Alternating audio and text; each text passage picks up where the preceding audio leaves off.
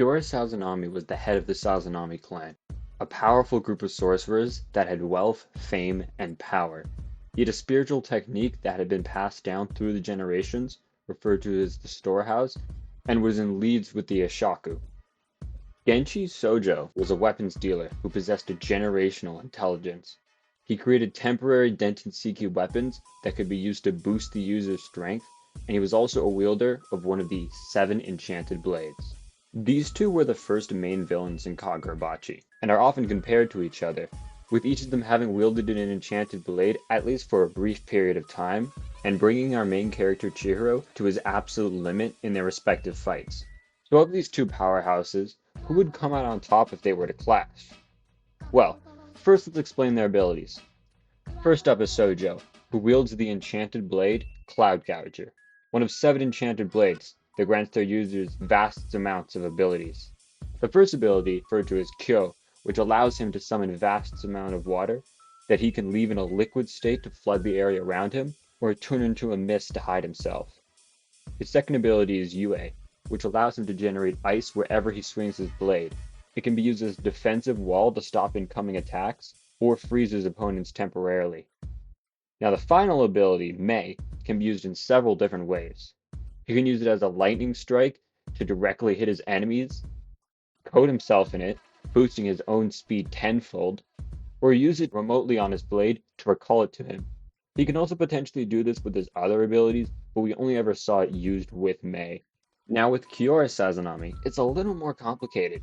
He has a sorcery that works by creating an interdimensional space. How this works is anything he has touched gets registered in the space known as the storehouse. He can teleport whatever person or physical object he has registered to him or into the storehouse. He can also teleport anything he's registered to anyone he's registered. Now, when Kiora is inside the storehouse, he has full control of the dimension down to the floor he stands on. He can teleport objects, manipulate material around him, and even create a holographic image of himself. He's basically unbeatable if he enters the storehouse. Even Chihiro needed Hakuri to get the upper hand on him. Final version of Kior we'll be considering for this fight is when he used the Shinuchi, which granted him a whole new level of power we had not seen up until the point in the entire series. The 3 abilities the blade granted him were Dragonfly, which was a condensed blast of spiritual energy, Cobweb, which traps the opponent in one place for a limited amount of time, and finally Centipede, which creates a shield around the user before blasting off a wave of spiritual energy. With the 3 abilities now stated, how do these monsters compare to each other?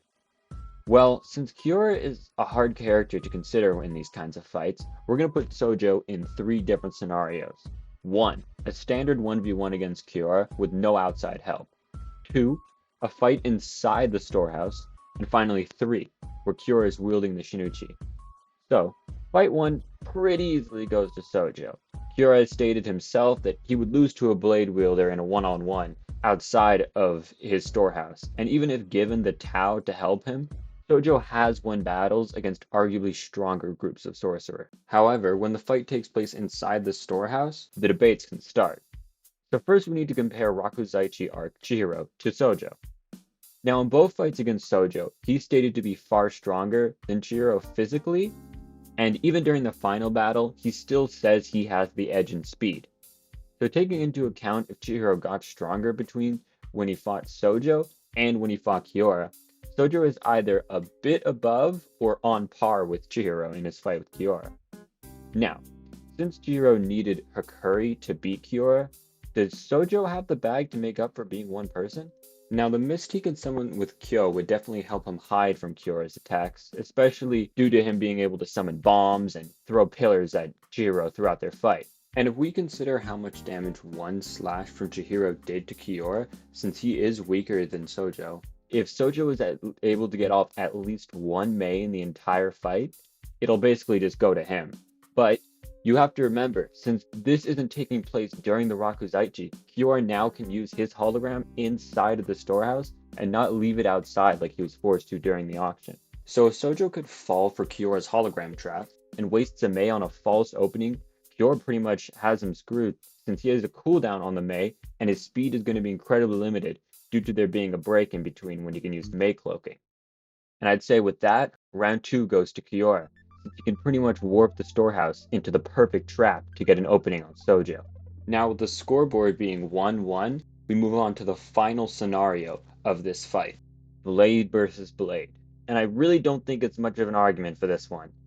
It took Chihiro and Hiyuki to just stall him until he died from his previous wounds. However, Sojo isn't going to be able to pull that off here, since this is just him going against Kiora with no outside help available. And Kiora is full health here. He's not going into this fight pre-damaged. Both Hiyuki and Chihiro are comparable to Sojo in speed, and they aren't able to touch him. And every attack they throw gets overpowered.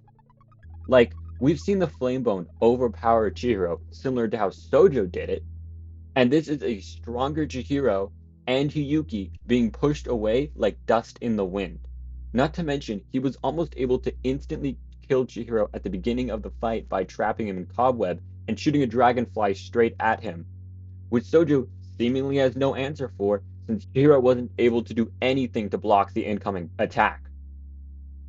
So, it seems like the overall score is a 2-1, and the head of the Sazanami clan takes home the victory. With Kiora losing in a one-on-one standoff, but coming out on top when he's facing off against him in the storehouse, where he has full control over the battlefield, and when he wields the Shinichi against Sojo's Cloud Gouger. Hi everyone, I hope you all enjoyed the video. I had a ton of fun making this, and I really appreciate hitting 50 subscribers. I do have a special video planned to celebrate this milestone, so expect to see that coming out soon. It'll be about one of my favorite characters of all time. And don't worry, I'm still working on the Hakuri vid. I'm just working on it to make sure it's my longest and best video yet, due to it being about such an important character in the overall story. So keep an eye out for any updates I'll be posting on my Twitter, and I'll see you all then.